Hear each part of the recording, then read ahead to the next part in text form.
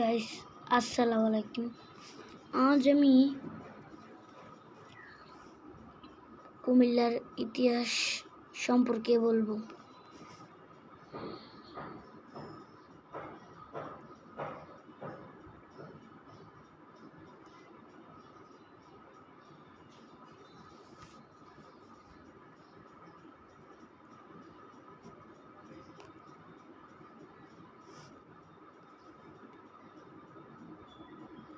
তো গাইস, চলুন। কুমিল্লা ব্যাংকটির শাখা ছিল লন্ডনেও।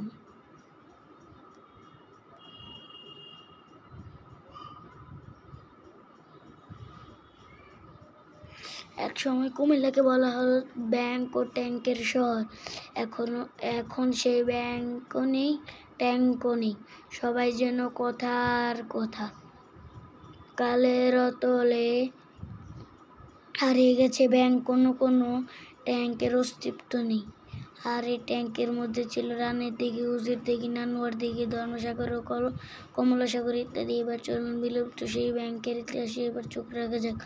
1906 সালের বঙ্গভঙ্গ অর্থাৎ বাংলা 2 ভাগ হওয়ার পর এদেশে ব্যবসা বাণিজ্য বাড়তে থাকে। কুমিল্লার মতো বড় শহরগুলো প্রশাসনিক কেন্দ্র হয়ে ওঠে। বড় বড় শহর তখন ব্যবসায়ী সমাজ গড়ে ওঠে। ব্যবসা বাণিজ্য অর্থের যোগান দিতে প্রয়োজন পড়ে ব্যাংক ব্যবস্থার। ব্যবসার বাণিজ্যে অর্থ প্রবাহ বাড়াতে আজ থেকে 107 বছর আগে কুমিল্লার তারা ব্যাংক বানিয়েছিল। 1914 সালে তারা কুমিল্লা ব্যাংকিং কর্পোরেশন নামে একটি ব্যাংক প্রতিষ্ঠা করেন। নরেন্দ্রচন্দ্র দত্ত নামে একজন বিশিষ্ট ব্যবসায়ী ব্যাংকিং প্রতিষ্ঠা করেছিলেন। তার আদি বাড়ি ব্রাহ্মণবাড়িয়ার সরাইলের কালীগঞ্জ গ্রামের হলেও কুমিল্লা শহরে তিনি ব্যবসা করতেন। পেশায় আইনজীবী হলেও তা নানা ধরনের ব্যবসা ছিল। মনতনাটি ও মনতলা ইস্পাত নামে দুটি প্রতিষ্ঠানের পাশাপাশি কুমিল্লা শহরে বিদ্যুৎ সরবরাহের ব্যবসা ছিল তার। বর্তমানে কুমিল্লা শহরের প্রাণকেন্দ্রে কান্ট্রিবাজার যে লাল দালানটি পল্লী ব্যাংকের কার্যালয়, সেটি একসময় ছিল কুমিল্লা ব্যাংকিং কর্পোরেশনের প্রধান কার্যালয়। ব্যাংকটির জন্য তখন এই ভবনটি বানানো হয়।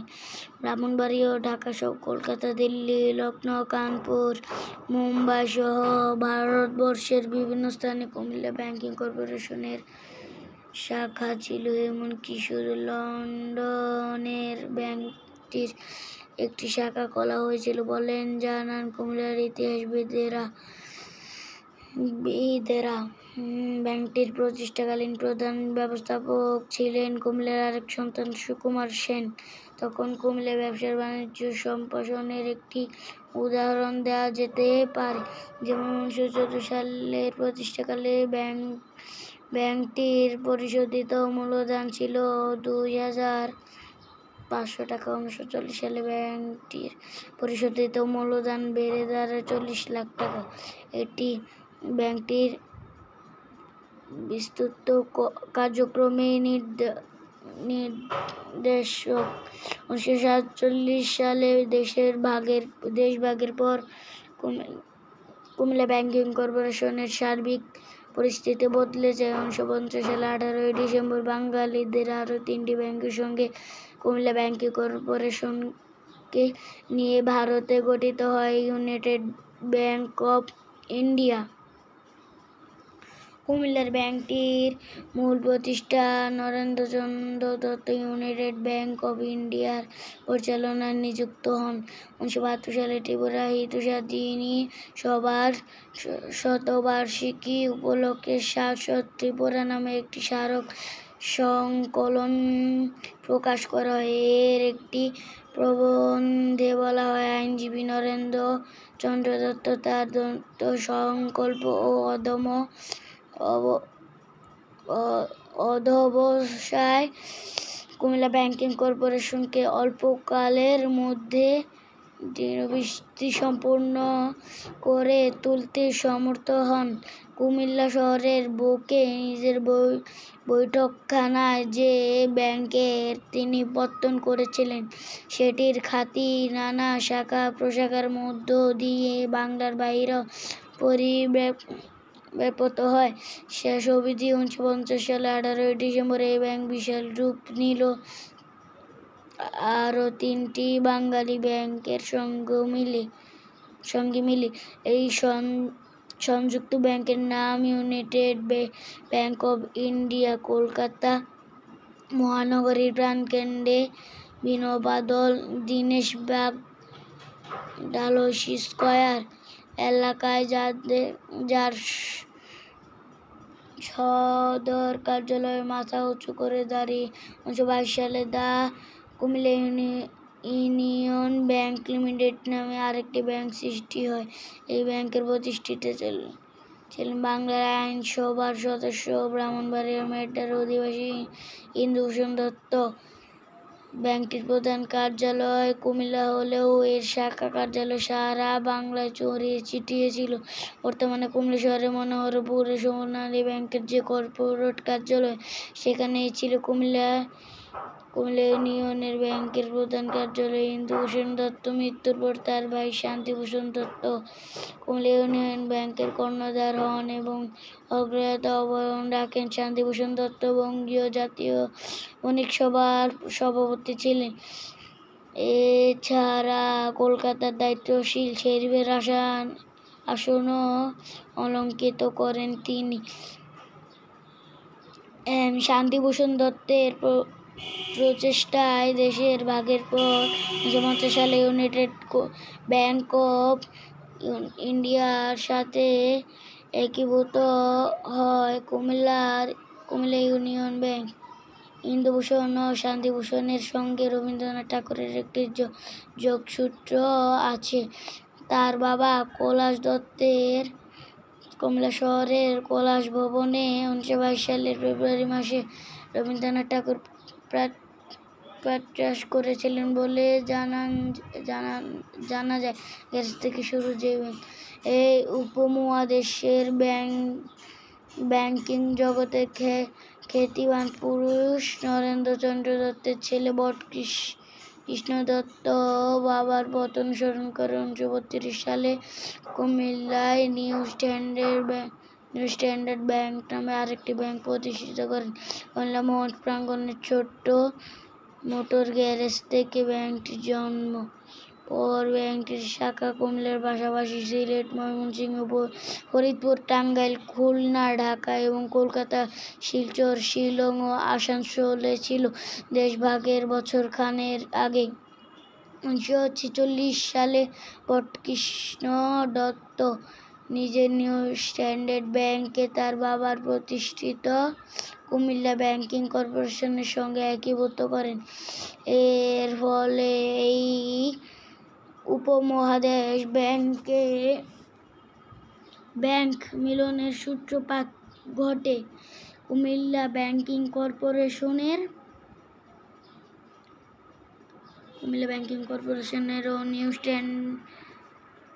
স্ট্যান্ডার্ড ব্যাংকের সেই মহামিলনের ধারাবাহিকতায় পরবর্তীকালে ইউনাইটেড ব্যাংক অব ইন্ডিয়ার আবির্ভাব ঘটে। এই মিলনকে এখন মার্জার বা একীভূত হওয়া বলে। 1927 সালের কুমিল্লা কমার্শিয়াল ব্যাংক নামে আরও একটি ব্যাংক প্রতিষ্ঠিত হয়। এর প্রতিষ্ঠাতা খান বাহাদুর সিদ্দিকুর রহমান, আইনজীবী রায় বাহাদুর, ভোদর দাশগুপ্ত, খান বাহাদুর আলী খান ও মুকুন্দ মাধব চৌধুরী। এর মধ্যে ব্রাহ্মণবাড়িয়ার খান বাহাদুর আলী আহমেদ খান ছিলেন অভুক্ত বাংলাদেশ প্রাদেশিক পরিষদের সদস্য। তিনি বিশিষ্ট শিক্ষাবিদ ও রাজশাহী বিশ্ববিদ্যালয়ের সাবেক উপাচার্য। খান সারওয়ার মুর্শিদের বাবা আর বাংলাদেশ উন্নয়নের গবেষণা প্রতিষ্ঠানের BIDS সাবেক পরিচালক KS KS মুর্শিদের বাবা খান সারওয়াত মুর্শিদ। তবে দেশে ভাগের পর ব্যাংকটি বিলুপ্ত হয়ে যায়। আরও যত ব্যাংক প্রথম মহাযুদ্ধের 1914-19 পর থেকে দ্বিতীয় মহাযুদ্ধের আগ পর্যন্ত কুমিল্লার ব্যবসায়ীরা একাধিক ব্যাংক প্রতিষ্ঠা করেন। কুমিল্লা ইতিহাসবিদদের সঙ্গে আলাপ করে জানা গেছে 1923 সালে বেঙ্গল আসেম্বলি ডেপুটি স্পিকার অখিল দত্ত ব্রাহ্মণবাড়িয়ার পাইওনিয়ার ব্যাংক প্রতিষ্ঠা করেন। পরে 1926 সালে কুমিল্লায় ব্যাংকটির প্রধান কার্যালয় স্থানান্তর করা হয়। এখন কুমিল্লা শিক্ষা বোর্ড যেখানে সেখানেই ছিল পাইওনিয়ার ব্যাংকের প্রধান কার্যালয়। দেশভাগের সময় এই ব্যাংক বিলুপ্ত হয়। স্থানীয় ইতিহাসবিদেরা জানান 1929 সালে এই ত্রিপুরা রাজপরিবারের পৃষ্ঠপোষকতায় ত্রিপুরা মডার্ন ব্যাংক প্রতিষ্ঠিত হয়। দেশভাগের সময় সেটিও বিলুপ্ত হয়ে যায়। এছাড়া 30-এর ব্যাংক কুমিল্লা অন্তত আরও 8টি ব্যাংক প্রতিষ্ঠা হয়। ব্যাংকগুলোর মধ্যে রয়েছে কমলালং bank, Ganeshwari bank, new orient bank, radiant bank, associated bank of India, Bharati central bank, peoples cooperative bank. ইতিহাসবিদ আহসানুল কবির প্রথম আলোকে বলেন, কুমিল্লা একসময় ব্যবসা বাণিজ্যে সমৃদ্ধ ছিল। কুমিল্লার সঙ্গে সারা দেশের নৌপথ ও রেলপথকেন্দ্রীয় যাতায়াত বেশ সহজ ছিল। তখন ধান, পাট, লবণ, কাপড়ের ব্যবসা ছিল বেশ চাঙা। তাই বিংশ শতাব্দীর শুরু থেকে কুমিল্লায় অনেক ব্যাংক প্রতিষ্ঠিত হয়। কেন ব্যাংকগুলো হারিয়ে গেল এমন প্রশ্নের জবাবে তিনি বলেন, দ্বিতীয় মহাযুদ্ধের আগে পর্যন্ত রমরমা ব্যবসা ছিল। যুদ্ধের কারণে অর্থনৈতিক মন্দা দেখা দেয়। অধিকাংশ ব্যাংকের মালিক ছিলেন হিন্দু সম্প্রদায়ের লোকজন। দেশভাগের পর তাদের বেশিরভাগই কলকাতা চলে যান। ফলে ব্যাংকগুলো বিলুপ্ত হন। ফলে আমাদের ট্যাঙ্কের তো অনেক উপরে কথা, আর ব্যাংক যতগুলাই রয়েছে অতগুলাই আমাদের কুমিল্লার একটি ঐতিহাসিক ব্যাংক। তারপরে আমি একটু